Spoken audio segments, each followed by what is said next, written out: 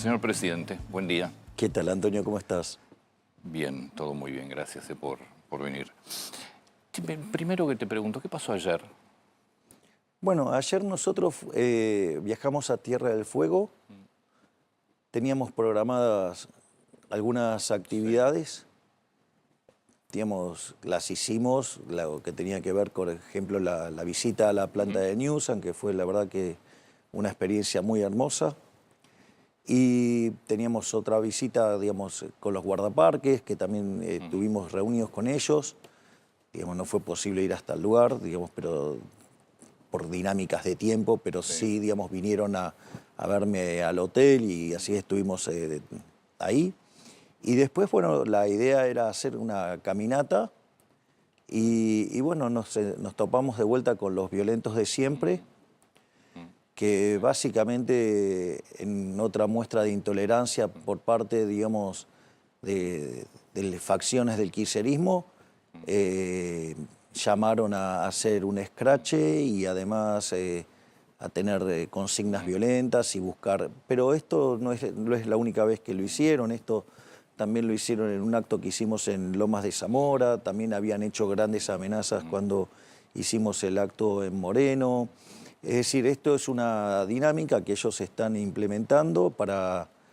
O sea, básicamente lo que quieren ellos instalar es que yo no puedo hacer bajadas al territorio porque la gente me odia. La realidad es que después la información termina fluyendo, se termina descubriendo de que es un escrache, digamos, organizado por parte, digamos, de gente vinculada al kirchnerismo y donde además utilizan recursos públicos y además bloquean la seguridad. Por lo tanto, me parece que lo que están mostrando es la peor cara que tienen, ¿no? O sea, me parece que sirve para que la gente tenga conciencia que ellos que están todo el tiempo acusando a fascistas de todo el mundo, los verdaderos fascistas son ellos, porque los que no permiten que se exprese otras ideas son ellos. ¿Vos sentís que podés salir a la calle? Obviamente sos el presidente, hay un tema de seguridad, pero ¿sentís que podés salir a la calle y que la gente...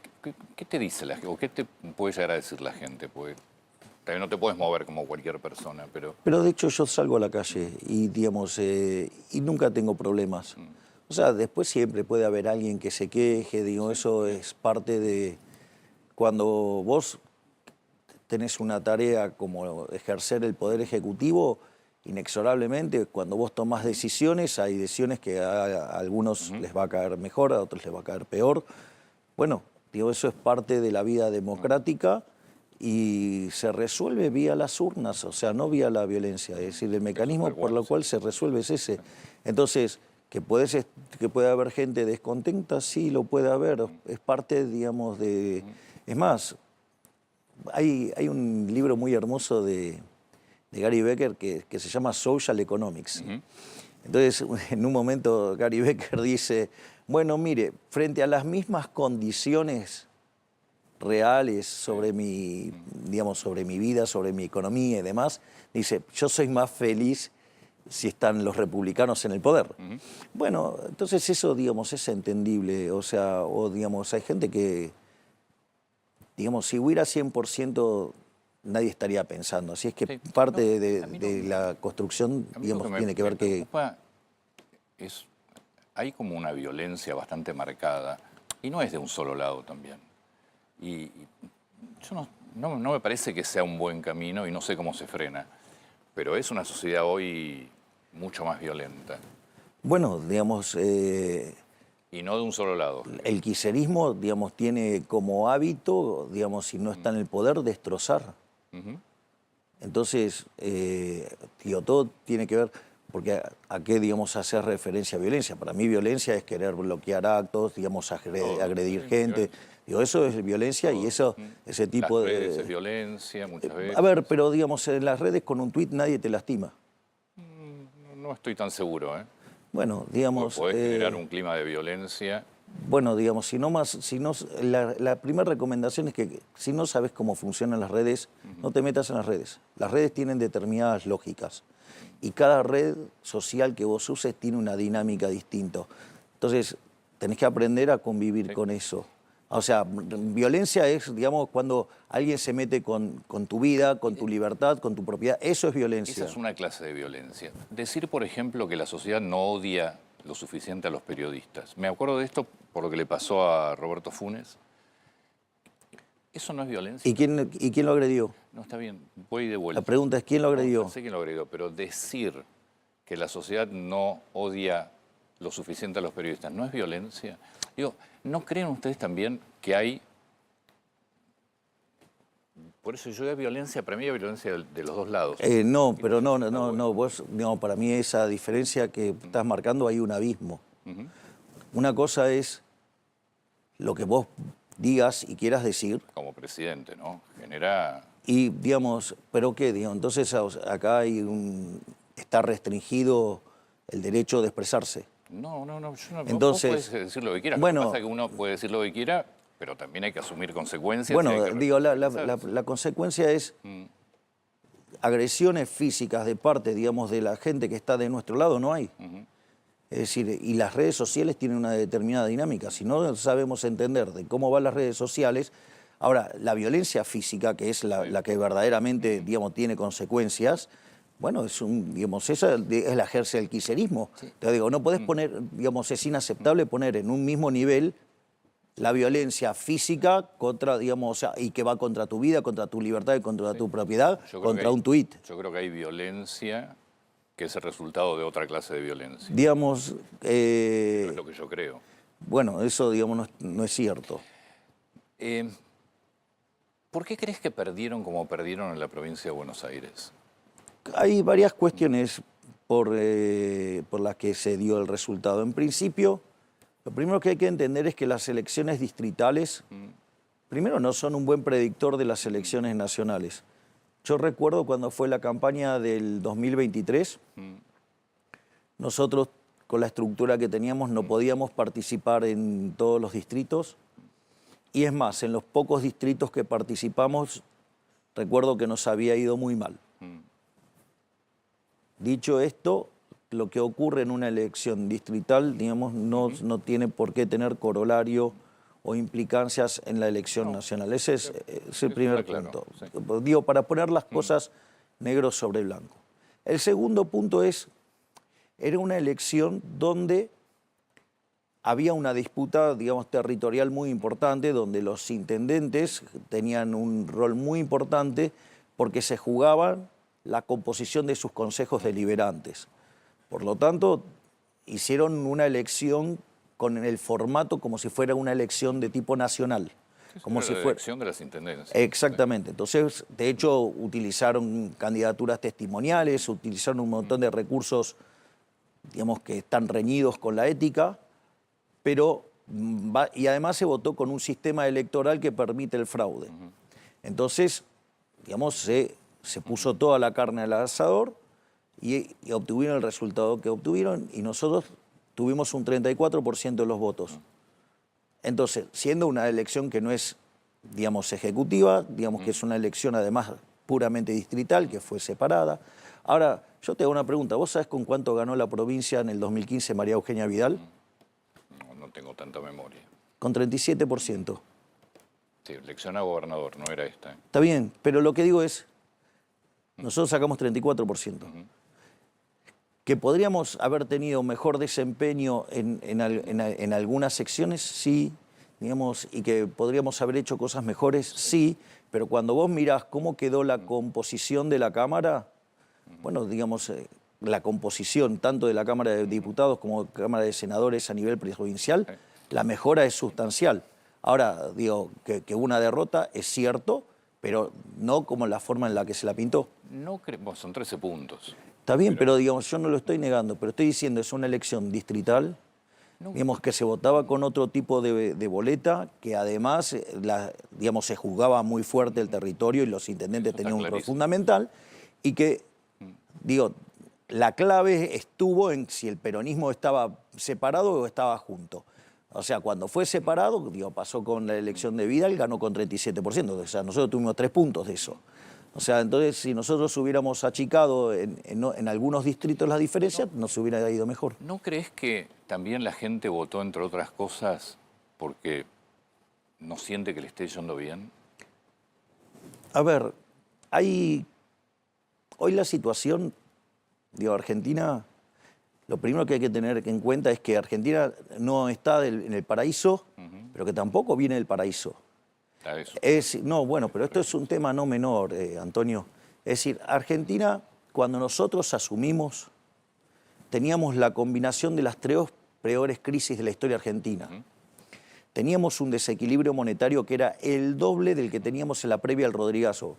Para aquellos que son muy jóvenes, en el año 1975 se generó un proceso en el cual, digamos, había un montón de controles. Cuando las cuentas no dieron más, hubo que liberarlos. Y eso hizo que la tasa de inflación se multiplicara por 6. Pensá que si nosotros teníamos el doble de ese desequilibrio, por lo menos la inflación se hubiera multiplicado por 2. Es decir, que básicamente, si la inflación viajaba al 300, se hubiera ido a 3.600, casi en un suspiro. No solo eso, además, lo otro que tenemos que tener en cuenta es que la situación en el Banco Central era peor que la que había en la previa de la hiperinflación de Alfonsín, cuando tuvo 5.000% de inflación. Básicamente, a nosotros nos dejaron 4 bases monetarias venciendo a un día. No, porque esto es importante, porque si no sabemos de dónde venimos, o sea, es abstracta. Pero si no, hay que decir a un tipo que no vende nada. Está bien, pero bueno, está bien. Ahora yo digo, o sea, lo que voy a hacer es describir la situación, dónde estábamos, dónde estamos y dónde hubiéramos estado. La otra situación es que además los indicadores sociales eran peores que los del 2001. Y si vos hacías el sinceramiento, eran peores que los del 2002. Esa es la caracterización de la economía que nosotros, de la Argentina, que recibimos, al margen de que había 9.000 piquetes por año. Entonces, dicho esto, el camino que tenía Argentina era para convertirse en Venezuela. Esa es la realidad. Sí. Ahora, nosotros llegamos y, por ejemplo, la inflación viajaba al 1,5 diario.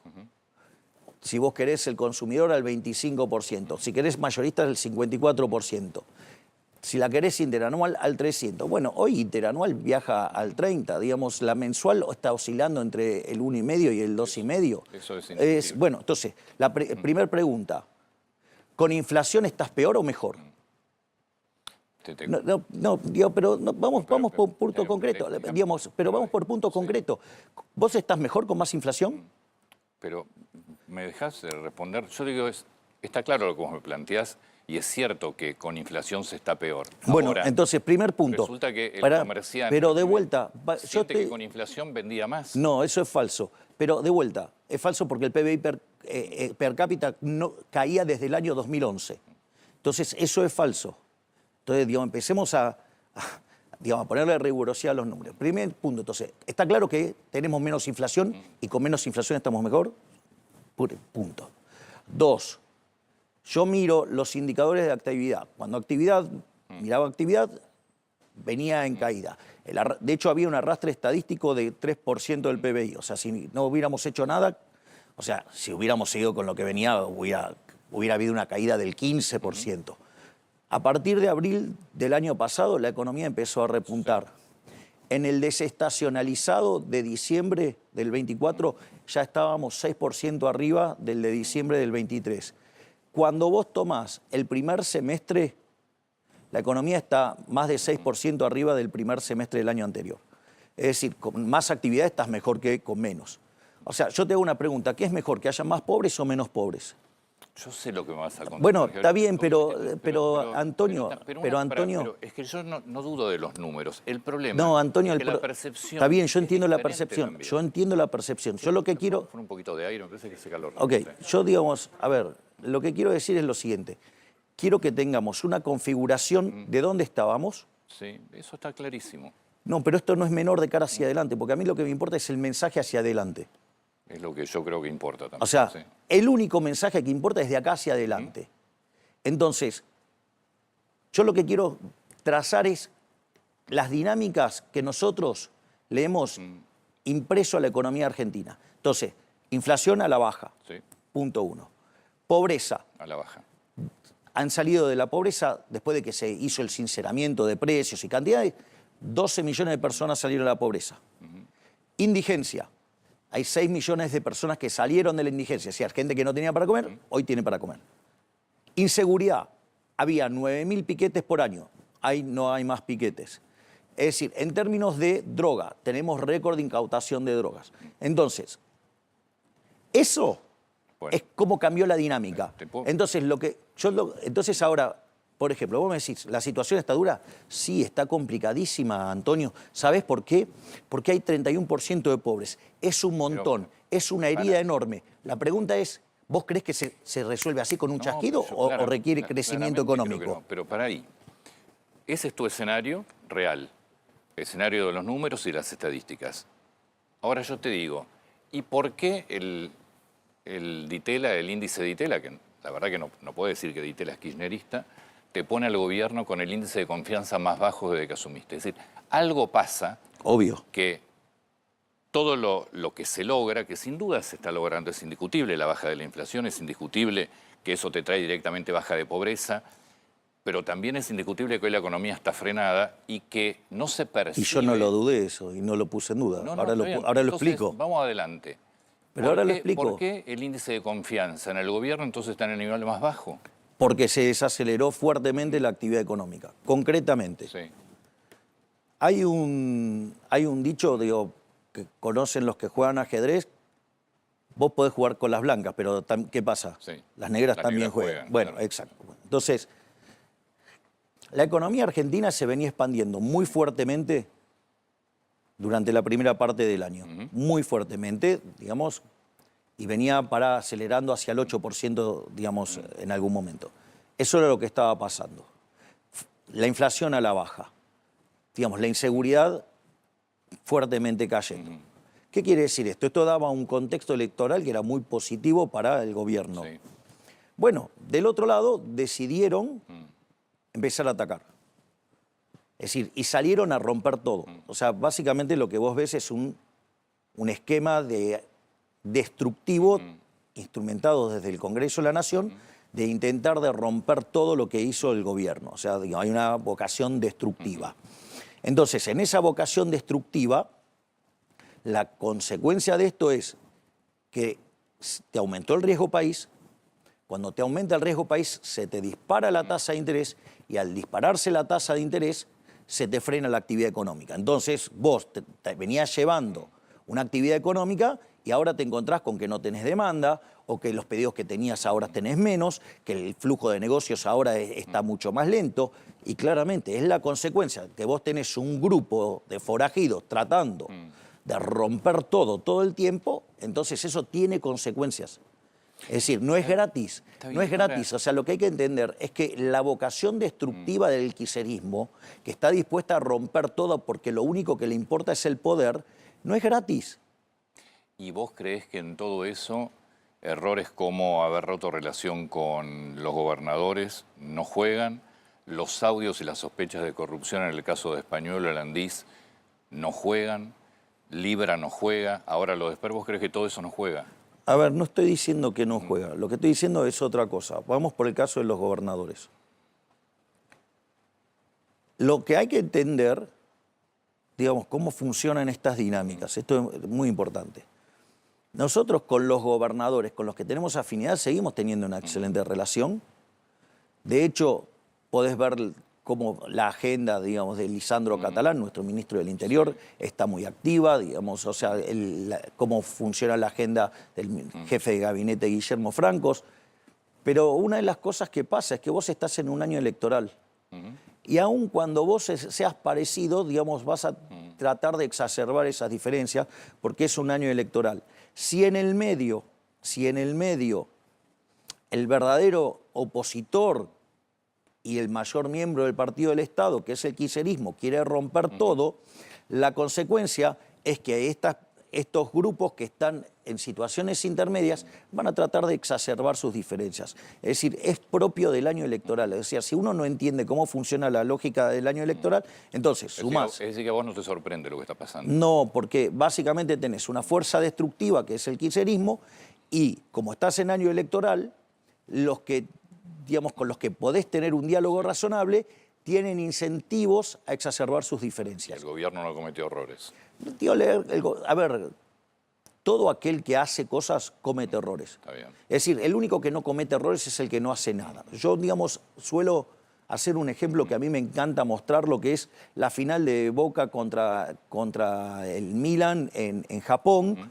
Terminan yendo a los penales, o sea, Boca gana por penales y Bataglia había errado el penal. Va un periodista y le pregunta a Bataglia qué se siente haber errado un penal. Y Bataglia, con una sabiduría enorme, le dice: ¿vos pateaste alguna vez un penal en una final del mundo? O sea, los penales lo erran lo que patean, digamos, lo que no patean y lo que está en la tribuna menos. Entonces, a lo que voy es lo siguiente, es decir, cuando vos hacés, hay chance de que cometas errores. Y si haces mucho, bueno, también, digamos, tenés chance de cometer muchos errores. O sea, eso es, digamos, lo electoral. No voy a escapar de ninguna de las preguntas, porque me hiciste varias. Sí. El otro tema que vos me dijiste es Escuchas. el de las escuchas. Digamos, Primero, ¿vos creés que es la voz de Españolo? ¿O vos dijiste en un momento inteligencia no, artificial? a mí no me importa si es o no la voz de España. Voy a ir al core. Sí. Voy a ir al core. El core es que lo que dice es falso. Okay. Primer punto. O sea, lo que dice es falso, independientemente que sea o no la voz de él, independientemente de si la escucha es ilegal o no. O sea, no me importa, de eso no me importa nada, digo, te diría técnicamente. Lo que sí me importa es que lo que dice es falso. Básicamente, en política, digo, quizás la gente no lo sabe. Esto, digo, yo lo aprendí cuando me metí en este trabajo, por decirlo de alguna manera. Hay mucha gente que se dedica a hablar peste de otras personas. O sea, Sí. de hecho, Era un funcionario tuyo, ¿eh? está bien, pero, a ver, es muy normal en política que vos te vayas encontrando con personas que se juntan con otras personas y se ponen a hablar pestes de todo el mundo y después, digamos, no hay ninguna prueba de nada. O sea, yo lo llamo chimento de peluquería. De hecho, a varias personas en mi transcurrir de la política que me tocó vivir, que hacían ese tipo de cosas, los eché a todos. Ese es el primer punto. Y respecto del caso estricto de Españolo, o sea, conmigo nunca tuvo esas charlas. Digamos, o sea, las que eran los domingos, te imaginas que hablábamos de ópera y demás, Sí, sí. y y después hay un trabajo que él había hecho que era muy bueno, que era todo el tema del combate al antisemitismo. Y ese fue un trabajo, digamos, en el cual, digamos, yo estaba involucrado muy, muy fuertemente en ese tipo de cuestiones. Dicho esto, ahora, después hay otra serie de temas, que es el montado de una red de espionaje paralelo, o sea, digamos, que espiar a una persona está mal, y encima además, o sea, te pusiste a espiar al Poder Ejecutivo. Es decir, en ese sentido, yo ya había hecho antes una denuncia sobre Jorge Rial y Mauro Federico, donde básicamente Mauro Federico termina confesando de que a pedido de Rial habían montado una red de espionaje, digamos, para hostigarme con mis perros. Pero dicho, o sea, o como yo les digo, mis hijitos de cuatro patas. Pero decime, a ver, concretamente, ¿vos confías en Españolo? ¿No crees que Españolo puede ser un funcionario o un exfuncionario corrupto? A ver, lo que yo digo es lo siguiente, si él hubiera visto eso, Sí. en cumplimiento de los deberes de funcionario público, lo debería haber denunciado. Está Como claro. no lo denunció, al tomar, digamos, conocimientos públicos esos audios, sean tomados ilegalmente o lo que fuera, que te digo de vuelta, es un elemento de 25º orden, lo desplacé porque tendría que haber hecho esa denuncia. Y además, cuando me entero que se la pasaba hablando mal de otros funcionarios, Sí. era obvio que lo tenía que desplazar. O sea, por lo tanto, es más, hasta llegan a cuestiones ridículas. Por lo tanto, la realidad es que todo eso es falso. ¿Por qué Karina no habló hasta ahora del tema? A ver, la pregunta es, yo te lo hago al revés. ¿Mi hermana es una persona que se caracteriza por hablar mucho? No, pero... Y entonces, bueno, digamos, ¿por qué no, crees que, digamos, cambiaría su forma de ser? Porque están sospechándola, ponen en duda la honestidad y hablan de una coima de un 3%. Digo, Bueno, si bueno, pero está bien, pero eso es absolutamente ridículo, porque vos sabés que cuando nosotros llegamos, Andís estaba bajo la órbita de, ¿cómo es? La Secretaría General. Sí, el Ejecutivo. Sí. Exactamente. Y lo primero que hizo mi hermana se la sacó de encima, la mandó a Capital Humano. Sí. Sandra dijo que no quería tener, digamos, las cosas de salud en Capital Humano. Entonces, lo que hubo que hacer es crear el Ministerio de Salud. Y de ahí, entonces, desde Capital Humano se mandó a Jefatura de Gabinete y de Jefatura de Gabinete a Salud. ¿Sí? Entonces, si vos te podés quedar con el 100, ¿por qué te vas a quedar con el 3? Es ridículo, no resiste el menor análisis. Entonces, y además, digamos, de vuelta, la claridad, digamos, del momento, de la operación, es bastante evidente. Y además, ¿quién es el que levanta el dedo acusador? Porque si vos me decís que te está levantando, digamos, alguien con autoridad moral y encima te está levantando el dedo, un tipo que es un mentiroso. Es una escucha de un funcionario del gobierno. Está bien, pero también, digamos, aquellos que estén, digamos, ¿sabés qué? Vos te pones a escuchar a un montón de gente de la política y te puedo asegurar que hay el 80% de la gente se dedica a decir este tipo de tonterías. O sea, desconozco el motivo por qué gente de la política vive haciendo eso. O sea, pero de vuelta, existe. ¿Vos confías, no? Obviamente, en Karina Milei lo sé que sí. Absolutamente. Zule Menem, que también lo menciona. Trabaja con ella y, digamos, y claramente no hay ningún problema. O sea, digamos, esa dependencia ni siquiera está cerca de ellos. Martín Menem. Confianza total y absoluta. Te paso al otro tema que saltó en estos últimos días. Espert, que es el cabeza en provincia de Buenos Aires. Ok, de vuelta a lo mismo. Esto es otra operación más.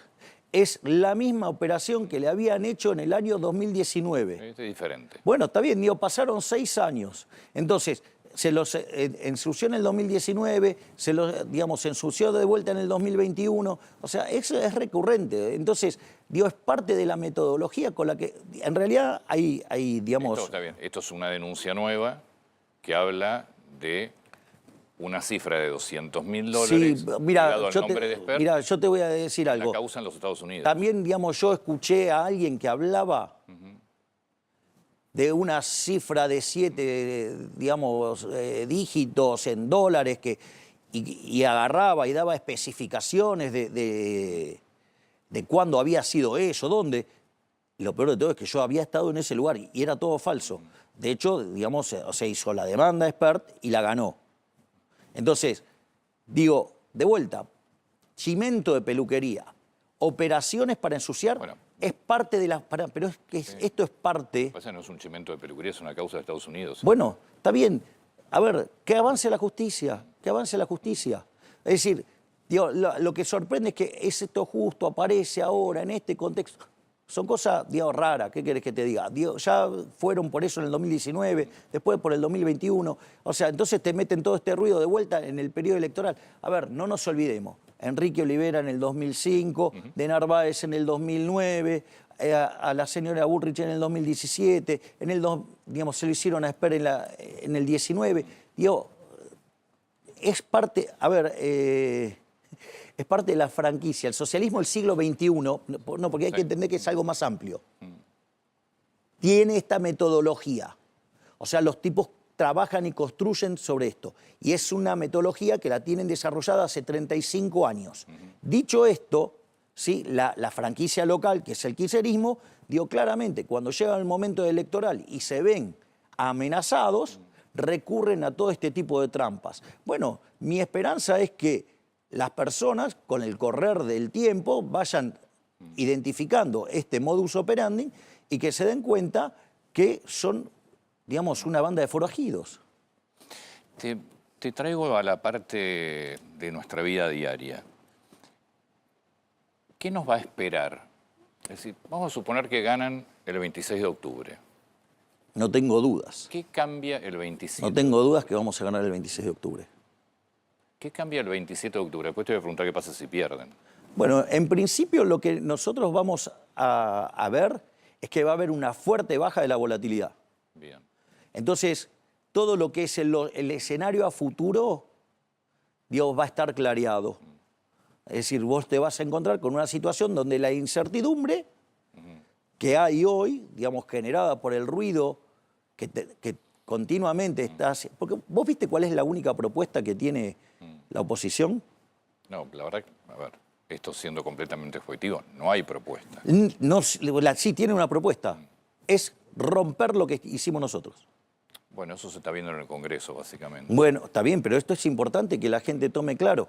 Cuando vos te encontrás con un comportamiento de ese nivel de irracionalidad, Mucha gente que dice que estaba mejor antes, ¿eh? sí, bueno, sí, seguramente los que estaban, digamos, con negocios vinculados al poder, de eso no tengo duda. Ahora, digamos, ¿estamos de acuerdo con que queremos mantener esos kioscos corruptos? Digo, Claramente no. a ver, los gerentes de la pobreza en el gobierno anterior estaban bien, estaban mucho mejor que ahora.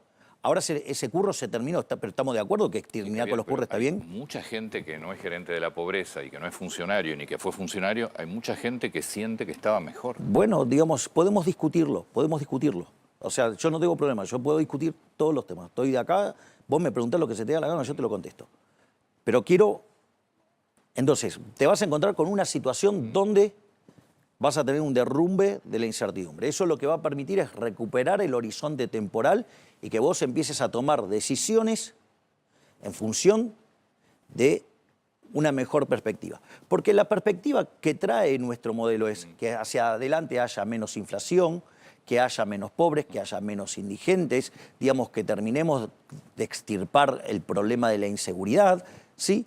Pero además nosotros tenemos toda una agenda de reformas hacia adelante y que también es muy importante que estas reformas sean bien secuencializadas, porque esto también es importante. Por ejemplo, vos tenés lo que es toda la agenda futuro, tiene tres direcciones.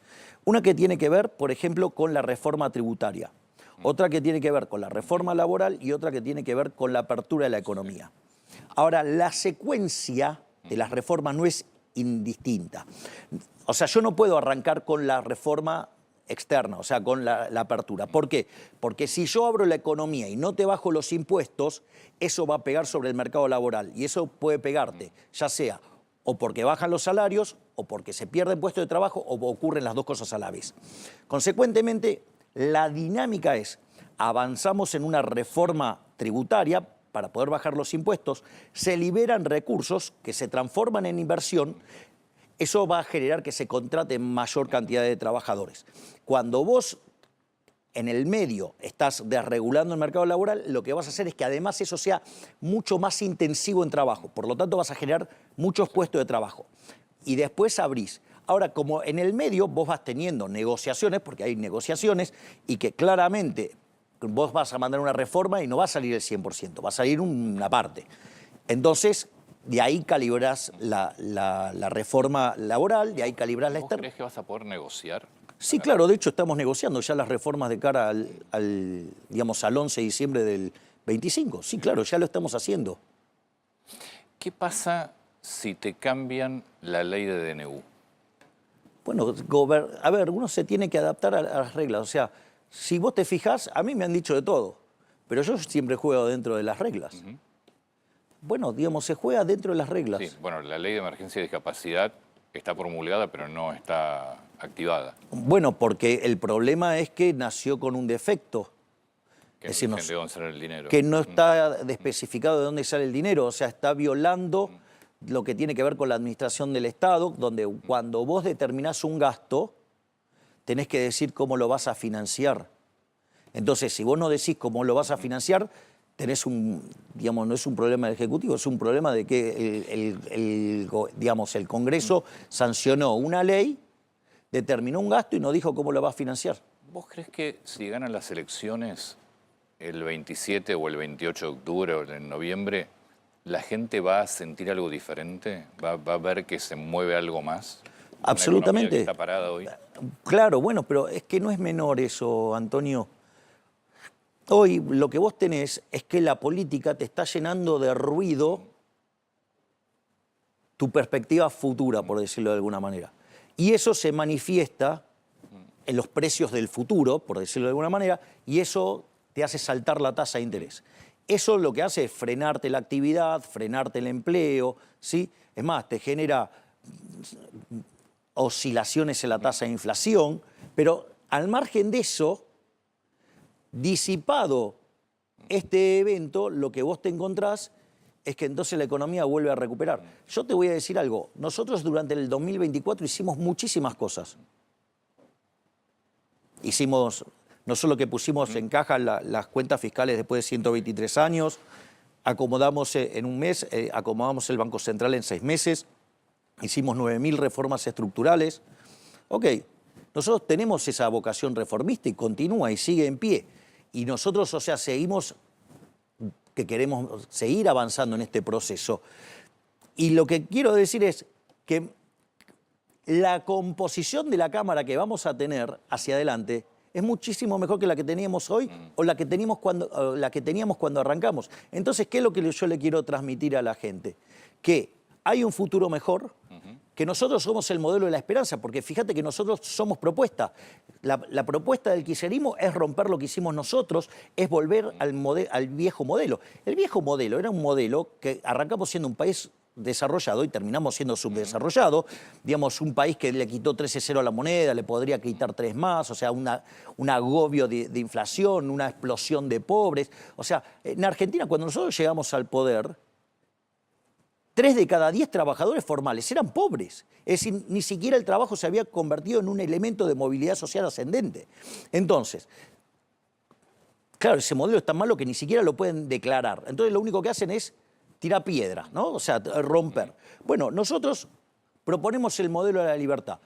Digamos, ¿qué es lo que muestra que la dirección es correcta? Porque la inflación, digamos, bajó, porque la actividad mejoró, porque la cantidad de pobres bajó, digamos, la inseguridad, tenemos récord de incautación de droga. Bien, entonces, ahora, ¿hemos terminado con la tarea? No, no terminamos con la tarea. 123 años de romper todo.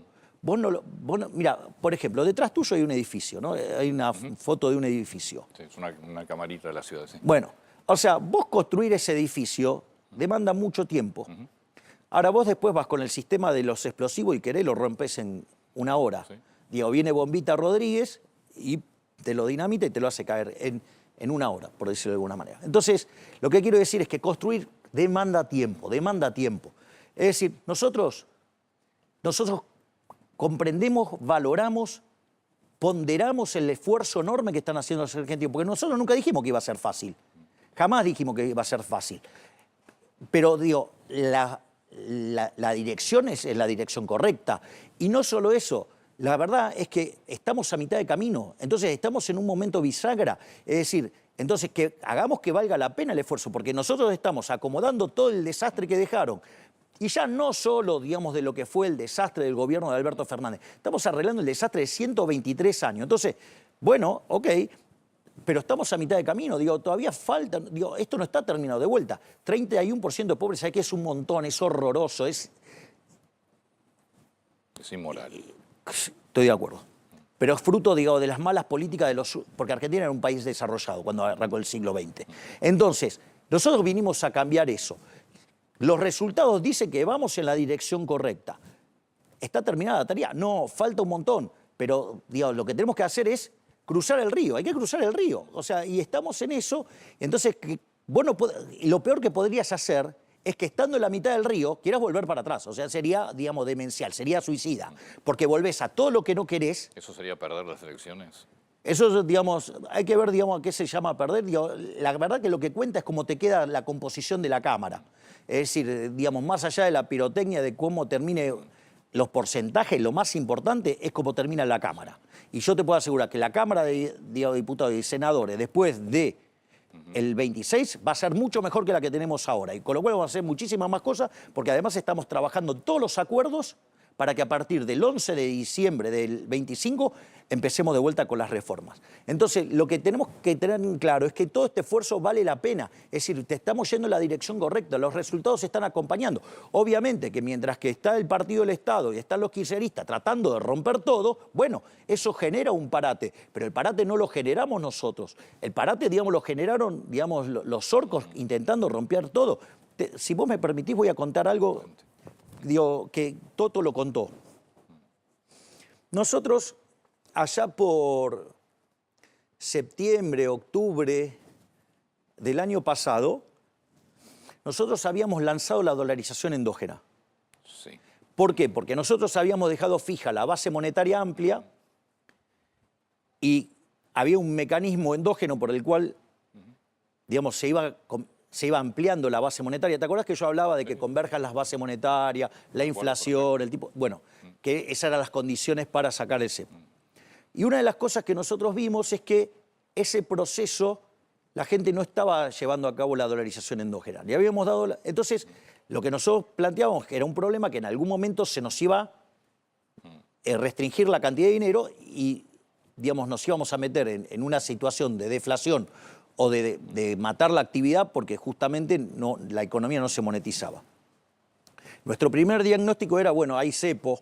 Ok, hay cepo. Entonces, ¿qué hicimos? Empezamos a trabajar por el cepo. En una medida única en la historia argentina, después de que el kirchnerismo le robaba las reservas al Banco Central, porque le ponía papelito de colores, lo cual es una estafa a los tenedores de pesos, nosotros decidimos revalorizarle los pesos a los argentinos. Entonces se tomó la deuda con el Fondo Monetario Internacional, la tomó el Tesoro, y con eso le pagó la deuda al Banco Central. El mayor acreedor del Tesoro Nacional era el Banco Central, es el Banco Central. Entonces se recompuso el activo del Banco Central. Frente a esa situación donde además se da la salida del cepo y era todo fiesta, ¿sabes lo que hice yo al otro día de la salida del cepo? Llamé al equipo económico y le dije, muy lindo lo de ayer, ahora tenemos que pensar de acá para adelante. Dije, hay que sanear el pasivo del Banco Central. Básicamente había unos instrumentos que se llamaban LEFI, son instrumentos que vencían a un día. A un día vencían. Entonces dije, porque todo el daño que puedan hacer, lo van a hacer. En ese momento, Toto me dijo, estaba todo el equipo, ¿pero no te parece que es exagerado? No, porque todo el daño que puedan hacer, lo van a hacer. Después, de hecho, el equipo le pareció que era un escenario extremadamente pesimista. Ahora, digo, porque esta medida tuvo muchísimos detractores, de que se hizo mal, que esto, que el otro. Sí, bueno, digamos, o sea, me gustaría, digo, que haya también, digamos, honestidad intelectual y me digan qué hubiera pasado si esos 20 billones en español, no 20 billones, 20 billones en español. Más de 20.000 millones, un cero más. ¿Qué pasa si hubiera estado en la calle, en este contexto? Eso no lo dice nadie. ¿Vos te imaginás esa liquidez a un día con el Partido del Estado tratando de romper todo? Digo porque, entonces, ahora, proteger los logros económicos con eso, digo, te hago una pregunta. Vos tenés un ingreso. Con ese ingreso tenés una canasta de consumo. Sí. Mi pregunta es, si vos ahora te comprás un seguro, y un seguro potente, ¿qué te va a pasar con el consumo del resto de las cosas? Si yo me compro un seguro... Potente. Sí. O sea, te vas a gastar una buena cantidad de plata. Voy a dejar de consumir una serie de cosas porque no me alcanza el dinero. Bueno, exactamente. Digamos, nosotros, proteger el equilibrio macroeconómico que protege a los argentinos, digo, fue un seguro, ¿sí? Y obviamente, si el siniestro se presentaba, Sí. que efectivamente lo estás viendo, iba a tener consecuencias en la tasa de interés y en el nivel de actividad. Pero podemos cuidar a los argentinos. Digo, esto no es un tema menor. Es decir, ¿sabes lo que? Gobernar es tomar decisiones. Y las decisiones, a diferencia de cómo se analiza la política en Argentina y a diferencia de cómo en general la miran desde los medios, desde la política, desde distintos lugares, no es estática, no es que vos tomás una decisión y se termina el partido. Nosotros, si hay algo que se caracterizó, y esto durante la primera parte de nuestro, digamos, primer año, básicamente que era, nosotros solíamos explicar mucho el tema de los árboles decisorios. Es decir, nosotros tomamos las decisiones en función de árboles decisorios. Entonces, a veces, una decisión de corto plazo no se entiende porque no se entiende lo que está detrás. Hay cosas que se ven y hay cosas que no se ven. Te lo voy a hacer con un caso más simple. Probablemente una de las cosas que más se me suele achacar de haberla tirado a la tribuna es mi discurso en Davos 1 y mi discurso en Davos 2. Digo, agarremos, hacemos todo el rastreo, digamos, de lo que dijeron periodistas, políticos, todo era, la había tirado a la tribuna. El impacto de Davos 1 fue tan fuerte que me posicionó como el máximo referente, la ciudad de la libertad en el mundo. A raíz de eso me permitió hacer un montón de cosas en materia de política internacional. Y eso nos permitió pues, que, por ejemplo, el Fondo Monetario nos permitiera hacer la limpieza del activo. Y digamos, si ahora tenemos que un fuerte endorsement, un apoyo nunca visto en la historia del presidente de los Estados Unidos, Donald Trump, y que en materia de economía tiene 3 operaciones atrás. Tiene un swap por 20.000 millones de dólares, que en caso de que Argentina necesite los fondos, Estados Unidos nos da el dinero para honrar la deuda. Por otra parte, tiene la posibilidad de que el gobierno de Estados Unidos compre deuda en el mercado secundario y que podamos compartir los beneficios entre lo que es el precio de mercado y el precio de la par. Y además, también la posibilidad que el gobierno de Estados Unidos no financie de manera directa. Entonces, vos fíjate, así como nosotros construimos el blindaje, digamos, o el salvataje o el seguro sobre la cuestión monetaria, también lo hicimos sobre el financiamiento. Es decir, nosotros, vos te das cuenta, nosotros ya tenemos cerrado el financiamiento del 26 y estamos buscando cerrar el del 27. Sí, todo eso, si lográs hacer acuerdos políticos, que es una de las condiciones que pone Estados Unidos. Pero de vuelta, a mí lo que hoy no lo tenés. A ver, vamos a esto. Digo, la pregunta, yo cuando digo todas las cosas que dicen, digo, a mí me gustaría que me lo vengan y me lo cuenten a mí, que yo estaba sentado en esa reunión. ¿No te pidieron acuerdo político? A mí no me hablaron de eso. ¿No te pidieron swap con China? No, eso es falso. Eso es falso. O sea, no te pidieron ni que termines el swap con China y que te quedes solamente con el swap de Estados Unidos, ni que armes una estrategia de acuerdo político con gobernadores. Sí, básicamente eso tampoco lo pidieron. No.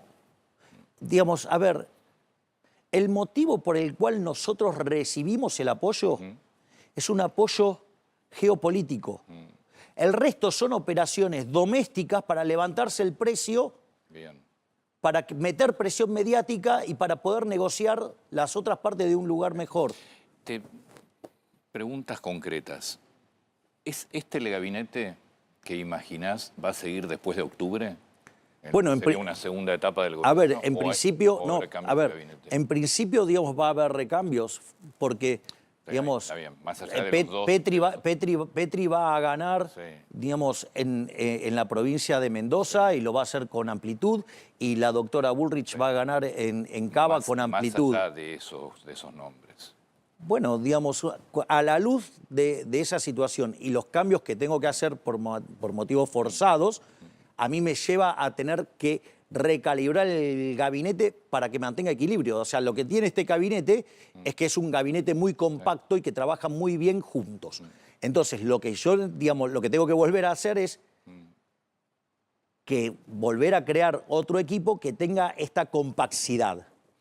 ¿Imaginás en eso participación de provincias o, por ejemplo, del PRO directo? Bueno, digo, del PRO, digamos, hay funcionarios que estuvieron en el PRO, digamos, es más, ¿de dónde venía ¿Volviste a hablar Patricia? con Mauricio Bullrich, con Mauricio Macri?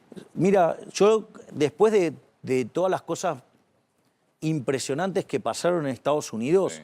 que yo entiendo que pero a quien no tiene conciencia de la política internacional minimiza los logros de lo que pasó. Es más, hay otros que lo ensucian además. En ese momento, donde todo era algarabía y todo, y era el momento, si vos querés, digamos que alguien se sube al pony, ¿sabés qué hice yo? Le escribí a Mauricio Macri y le di las gracias por las declaraciones generosas que había tenido en las últimas semanas. Sí. En realidad había hecho 2 declaraciones y las 2 declaraciones fueron muy generosas. A partir de ahí nos pusimos de acuerdo y que empezamos a retomar el diálogo. Así es que, digamos, estamos trabajando en recomponer, digamos, el diálogo. Digamos, la realidad es que nosotros nos llevamos muy bien. Es cierto que durante casi un año no estuvimos hablando, pero bueno, digamos, pero no es algo que no se pueda recomponer. Digamos, de hecho, Es más, tuvo reuniones con el jefe de gabinete Guillermo Francos, así que estamos avanzando de la misma manera que también avanzamos con gobernadores. Yo Pero sugeriría... Más allá de los gobernadores cercanos como Mendoza, Entre Ríos o Chaco. Pero es que tenemos que trabajar con todos. Está bien. Hay un conjunto de gobernadores que tienen afinidad. Podés tener diferencias que en el periodo electoral se exacerban porque es natural. ¿Vos nunca viste, digamos, qué es lo que pasa en los procesos eleccionarios? En general, ¿quiénes se terminan peleando? Los que son parecidos. Entonces, cuando vos aparecen estas cosas, se exacerba la diferencia. Termina el proceso electoral y estamos todos trabajando. ¿O acaso vos te crees que con algunos que hay pirotecnia verbal no están de acuerdo en que hay que hacer una reforma impositiva, que hay que hacer una reforma laboral, que necesitamos una economía más competitiva? Todos lo saben. Por lo tanto, eso te diría, está sobre ruedas. O sea, se está trabajando. Digo, ¿que es un movimiento rectilíneo uniforme? No. Pero, digamos, o sea, pero es tonto creer que hay un movimiento rectilíneo uniforme cuando además encima estás en el medio de la pirotecnia verbal de las elecciones. Listo, pero digamos, el camino está marcado, digamos, todos sabemos dónde queremos ir. O sea, es la agenda del futuro, es la agenda de la esperanza. O sea, ¿por qué? Porque te das cuenta que funcionó. Y lo que te das cuenta es que los que rompen causan daño. Entonces, digo, hay que tomarlo con más tranquilidad. Yo tengo una última pregunta y ya no te jorobo más. Qué bueno, Diego, solo te queda una sola pregunta. Sí, sos el presidente, tenés que ir a trabajar tampoco. Sí, tengo una reunión, pero... Sí, por eso. Tampoco quiero interrumpirte más el trabajo. Contame el tema internas.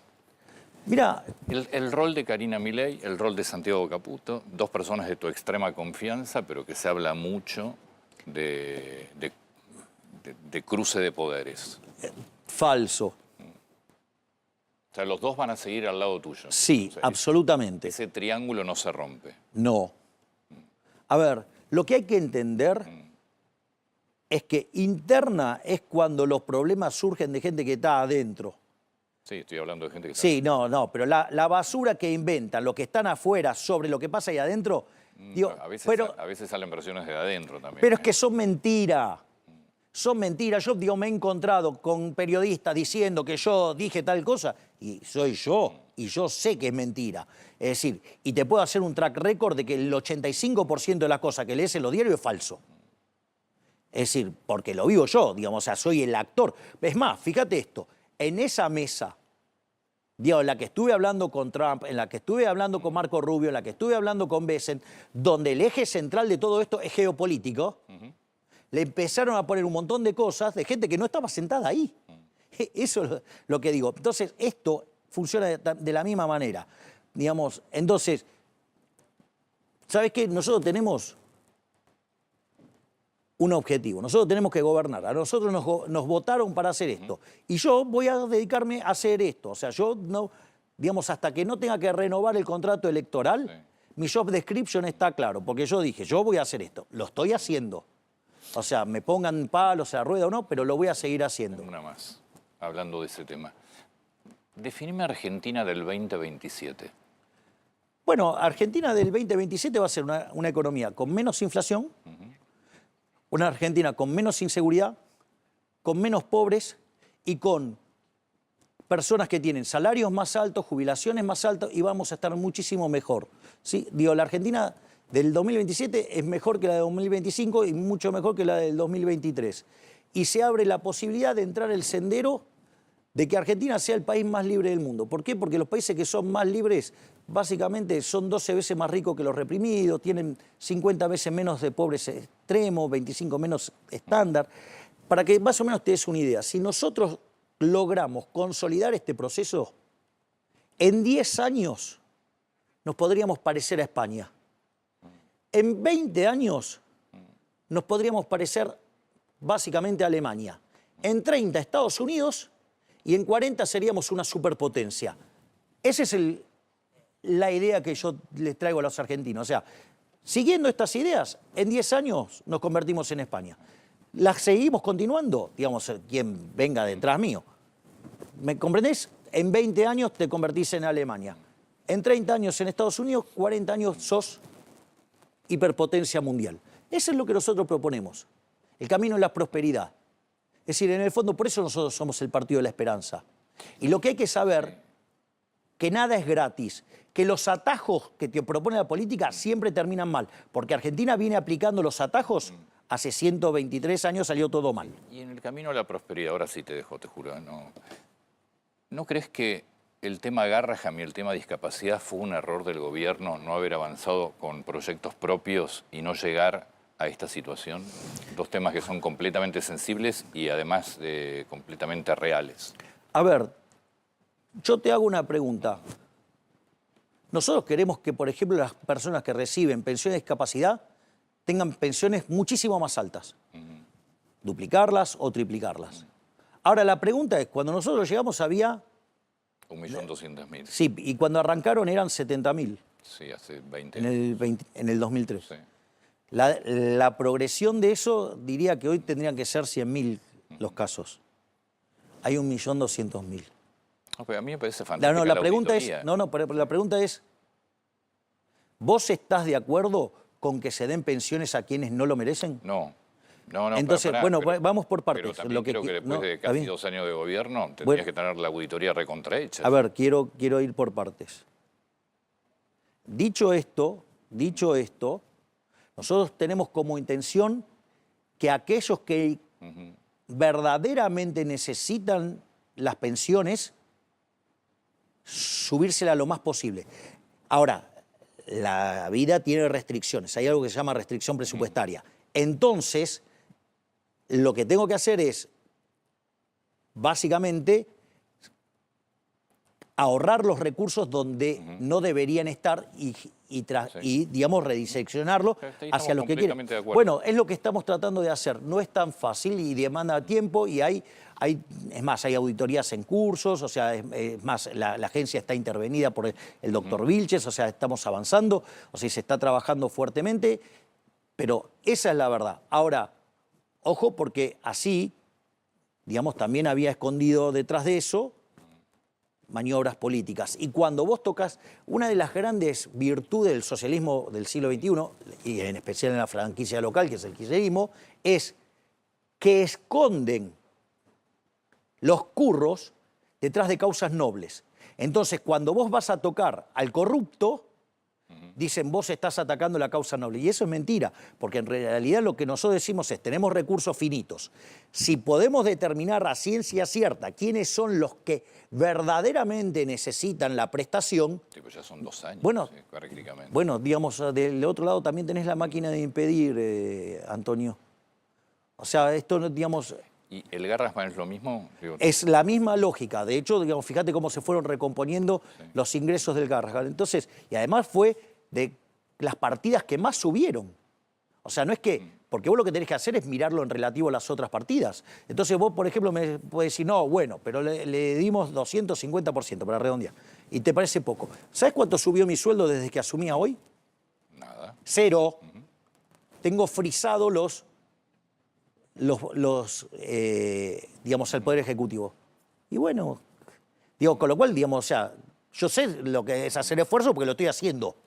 Es decir, yo no ajusté mi remuneración. Sí. ¿Por qué, si esto es así, no se pudo evitar 2 proyectos en el Congreso que terminan generando, si querés, un impacto mucho mayor en el Porque de vuelta, vuelta, pero Antonio, pero es que no, pero el problema es que vos estás partiendo de un supuesto que no es real. Es decir, el supuesto es que vos asumís que vos tenés ganas de arreglar un problema. Sí, claro, sí, obvio. Bueno, la otra parte no quiere arreglar el problema, la otra parte quiere romper. Ese es el problema. Entonces, la otra parte, digamos, el tango se baila de a 2. Y cuando del otro lado el tipo te puso una pistola en la cabeza, las respuestas óptimas varían sustancialmente. ¿Qué? Se me siguen ocurriendo cosas. Dale, tranquilo. ¿Qué le dirías a los productores que escucharon que las retenciones bajaban a 0 y terminaron viendo que terminó siendo un negocio básicamente para 4 o 5? Falso. No, falso no, pasó eso. Falso. Falso. Las de granos, pues las de carne falso. Sin cupo. Falso. Se anuncia una norma. Sí. ¿Qué es? Hay que liquidar, o sea, vos era un cupo de 7.000 millones de dólares O a finales de octubre. o al 31 de octubre. Lo que ocurriera primero. Se marca una regla. ¿Sí? Esa regla, cuando una de las restricciones se dispara, ya estás. Sí. Queda ahí, ok. Entonces, se llegó a 7.000 millones, cortó. Sabemos claramente que los productores en general a esta altura no tienen Pará un poco, dame un segundo. Sí, dale. Vos, en realidad, la exportación se hace vía comercializadoras. Ahora, ¿vos sabés cuánto, antes de la medida, sabés cuánto estaba la tonelada de soja para...? No me acuerdo, pero... No, bueno, yo sí te lo voy a decir. $295. Sí. ¿Sabés cuánto está hoy? $350. ¿Te das cuenta que sí se beneficiaron los productores? Yo tengo mis dudas. No sé cuántos productores quedaron con soja en stock. Bueno, Me parece a que ver, todo el stock pero lo de tenían vuelta, ya digamos, las comercializadoras tienen Sí. que salir a comprar, no tienen todos los granos, tienen que comprar. Digo, el mejor reflejo es que de 2.95 te vas a 3.50. Es más, cuando estaba el kirchnerismo, la soja estaba en 600 Sí, ni hablar. y el productor recibía 2.50. Hoy en Chicago está a 400 y recibe 350. Es el precio más alto de los últimos 25 años. Entonces, que los medios quieran sembrar Pará. discordia... No, los medios no, los productores y los No, bueno. representantes de las entidades agrícolas. Bueno, digamos, puede ser que algunos hayan tenido incentivos políticos para decir cosas que son falsas. Bueno, es decir, tío, es más, ¿querés tenerla al detalle? Invítalo a Juan Paso y te lo explica a la perfección. Te lo explica. ¿Y hacia adelante con el tema retenciones? La idea hacia adelante es siempre bajar impuestos. Mi idea es, pero de hecho, nosotros le hemos bajado 43 cargas al campo. Digo, tendría que buscar la lista. Digo, son 43 mejoras que se le dio de manera directa al campo. Es decir, con lo cual, yo odio las retenciones. Odio las retenciones. Pero siempre, ¿qué dije cómo voy a hacer para bajar los impuestos? Mira, hay dos impuestos en Argentina que son siniestros Sí. a nivel nacional. Ingresos brutos. No, eso es a nivel provincial. Y eso se tienen que hacer cargo los gobernadores. Que es muchísimo peor que las retenciones. O sea, digo, es peor que las retenciones de ingresos brutos. Pero no importa. Pero hay dos impuestos que son siniestros. Uno es el que originalmente se llama impuesto al cheque, cuando lo Sí. puso Cavallo, Sí, que era claro. supuestamente transitorio, ¿no? Y que hoy se llama impuesto a los débitos y créditos bancarios. Ese es uno. Y el otro, que también es siniestro, son las retenciones. Nosotros, ¿qué dijimos? Que en la medida que la economía crezca y podamos sostener el equilibrio fiscal, vamos a bajar impuestos. Entonces vos me decís, ¿qué es lo primero que me tendrías que decir? ¿Lo hiciste? Sí, hubo impuestos, se bajaron las retenciones. ¿Sabés cuánto bajaron. bajamos? 2,5 puntos del PBI. O sea, no es que no estamos... O sea, bajamos fuertemente el gasto público y además bajamos los Eso impuestos. es indiscutible, No, ¿eh? pero bueno, pero a ver, en nuestro plan fiscal... Pero para que yo te pregunté, No. ¿qué pasa hacia adelante? con Es lo el que te tema voy a contestar de- ahora.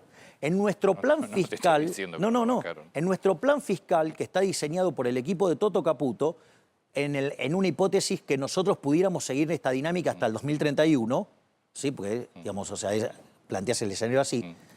¿Sabes cuánto les vamos a estar devolviendo a los argentinos en bajas de impuestos?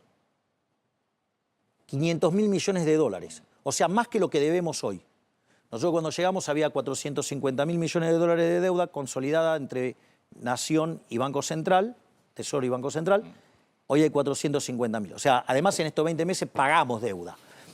Lo que te quiero decir es que de acá al futuro, de mantenerse la hipótesis base de crecimiento, le vamos a devolver a los argentinos 500.000 millones de dólares. Mirá si estamos pensando seriamente en bajar los impuestos.